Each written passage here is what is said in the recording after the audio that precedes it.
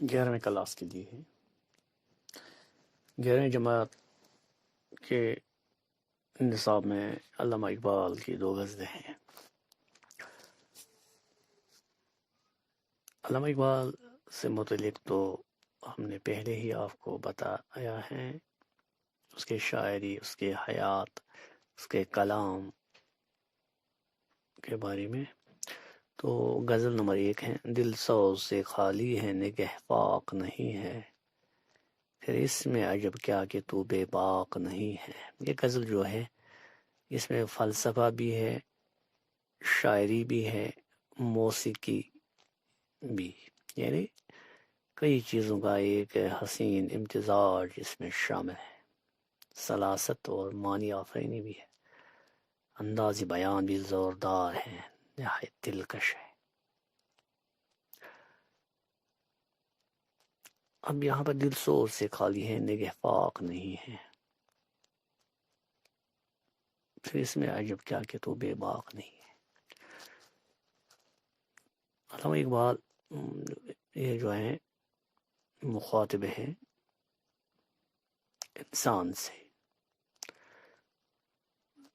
مسلمان سے بھی کہہ سکتے ہیں، کیونکہ اس میں کچھ اشعار ایسے ہیں جو خالصتاً جیسے صاحب ادراک ہیں، صاحب لولاق ہے نا، وہ تو بعد میں پتہ چلے گا۔ تو دل جو ہے سوز سے خالی ہیں اور نگاہ نظر بھی پاک نہیں ہے، یہی اصل وجہ ہے کہ تو اب بے باک نہیں ہے۔ تو دل کی سوز سے خالی ہے خدا کی محبت سے، اس میں کیا اب بس چکا ہے؟ دنیا کی محبت۔ اب جو بندہ دنیا کے پیچھے پڑ جائے تو اس کے دل میں جو ہے محبت و الفت کی بجائے مصنوعیت آ جاتی ہے، کیونکہ یہ میٹیریلسٹک مادیت پرست انسان بن جاتا ہے جو صرف دنیا کے پیچھے پڑے، ہے نا۔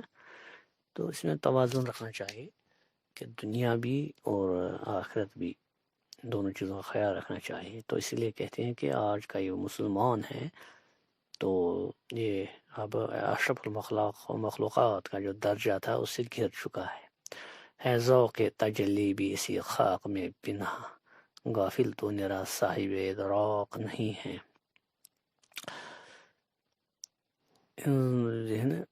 صاحب ادراک یعنی عقل والا، سوچ والا ہے غافل انسان، تو صرف یہی ایک خصوصیت آپ میں نہیں ہے کہ تو سوچ سکتا ہے، اس میں ایک اور چیز بھی ہے، ایک خاک جو ہے یعنی مٹی سے بنا ہے، اس میں تجلی بھی ہے، ذوق تجلی۔ تو وہ ہے کیا؟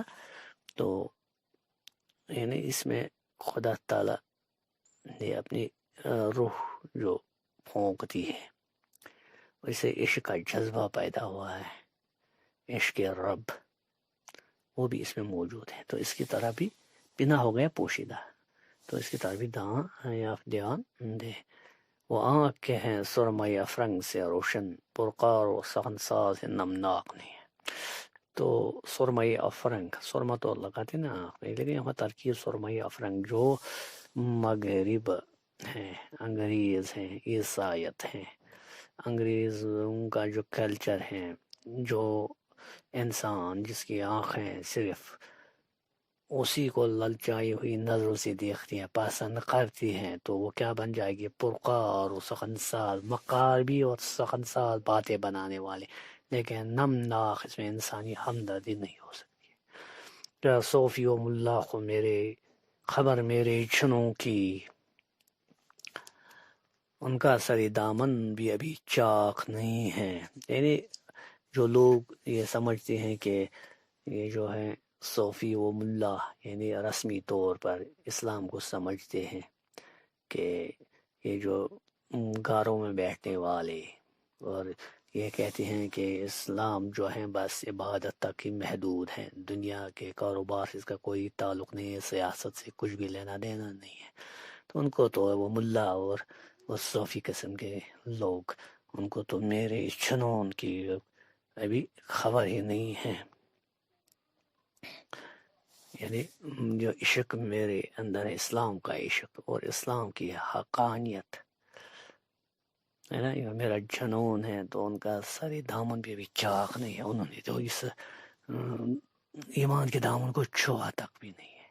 کب تک رہے محکوم یہ انجم میں میری خاک، یا میں نہیں یا گردش افلاق نہیں ہے۔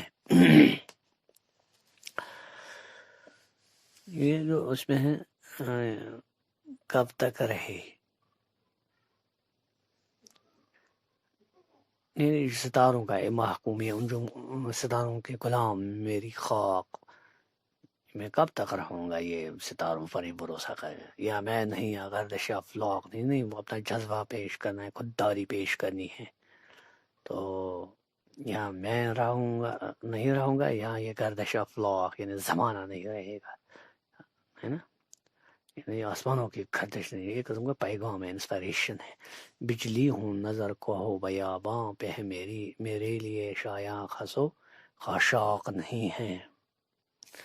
تو یہاں پر دیکھیے یہ جو ہے کہ